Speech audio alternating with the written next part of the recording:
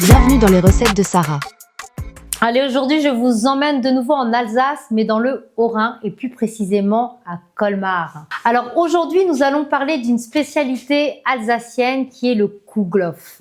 Nous allons parler aussi d'un sujet qui est essentiel, mais souvent mal compris, la repentance. Alors pour certains, la repentance rime avec culpabilité ou humiliation, mais dans la parole de Dieu, c'est tout autre chose. La repentance est une porte ouverte vers la liberté, vers la restauration, vers la joie. Alors la repentance, ce n'est pas baisser la tête, c'est lever les yeux, c'est regarder à celui qui t'attend, non pas avec un bâton, mais avec les bras ouverts. Alléluia!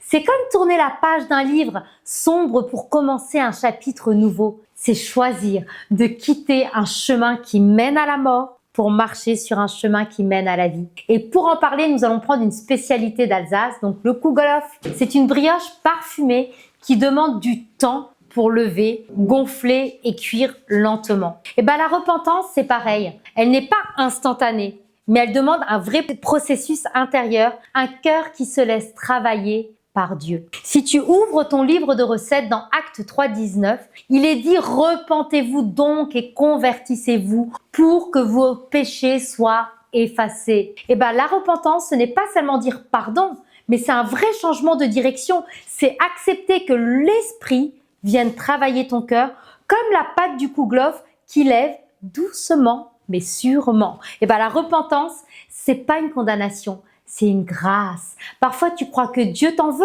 mais en réalité il t'attend. Il n'est pas fâché contre toi, il est blessé de te voir loin de lui. Tu vois la différence? Et bien la repentance, c'est juste le chemin du retour à la maison, parce qu'elle ouvre la porte à l'effacement, du passé à une vie nouvelle en Christ. Alors, pour notre recette, on aura besoin de notre farine, la vie telle qu'elle est. Il faudra bien sûr la levure. Alors ça, c'est vraiment l'action du Saint-Esprit qui fait lever ton cœur. Tu prendras du sucre, mais aussi des fruits secs. Ça, c'est la douceur et les promesses que Dieu ajoute quand tu viens à lui. Le beurre et bien sûr du lait. Ça, c'est la tendresse et la richesse de son pardon. Il faudra un moule spécifique pour avoir cette belle forme. Ça, c'est le plan de Dieu qui donne une nouvelle forme à ta vie. Alors, pour préparer, tu mélanges la farine et le lait, la levure et le beurre ensemble. Dieu prend ton cœur brut et y ajoute son esprit. Et puis, tu vas laisser lever la repentance. Prends du temps. Et ça, c'est un processus où ton cœur change en profondeur. T'ajoutes du sucre et des fruits secs. Dieu ne se contente pas de te pardonner, il ajoute sa grâce et ses bénédictions dans ta vie. Et puis tu cuis doucement. Le feu de la transformation rend ton corps ferme et prêt à nourrir les autres. Et tu verras, regarde le résultat, un résultat parfumé, riche et nourrissant, comme une vie transformée pour une vraie repentance. Et c'est cela, c'est reconnaître que tu t'es éloigné de Dieu, mais aussi croire qu'il t'attend avec ses bras grands ouverts. Regarde le fils prodige, il avait tout gâché.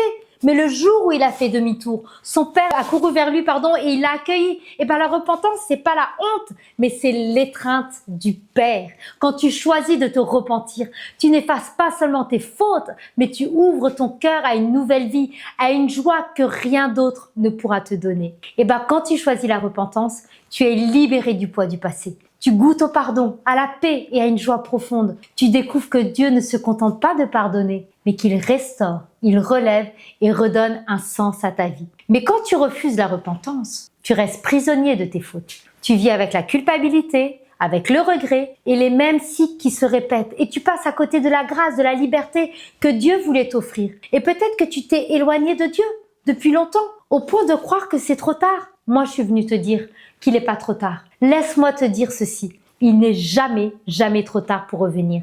Tant que ton cœur bat, la porte du Père reste ouverte. Alors répète ça avec moi, répète ça. Je viens à toi, Seigneur, avec mon cœur tel qu'il est. Je reconnais mes fautes et je t'apporte mes éloignements, mon Seigneur. Je choisis de me retourner du mal et de revenir vers toi, Papa. Viens transformer mon cœur. Viens me relever, Seigneur. Remplis-moi de ton esprit et restaure. Restaure aujourd'hui ma vie. Amen. Ouais, la repentance n'est pas une punition. C'est une invitation à quitter les ténèbres pour entrer dans la lumière. Alors comme le Kouglof qui doit lever lentement avant de devenir une brioche parfumée, eh ben ton cœur il a besoin de ce processus. Accepte Dieu dans ta vie et il fera de ta vie un témoignage riche et nourrissant. Aujourd'hui, choisir de revenir à lui. Laisse tes fautes derrière toi. court vers le Père et découvre une liberté nouvelle, une joie nouvelle et une vie transformée. Alléluia, pour une vie restaurée et épanouie en Jésus-Christ. Allez, je te dis à très bientôt dans les recettes de Sarah.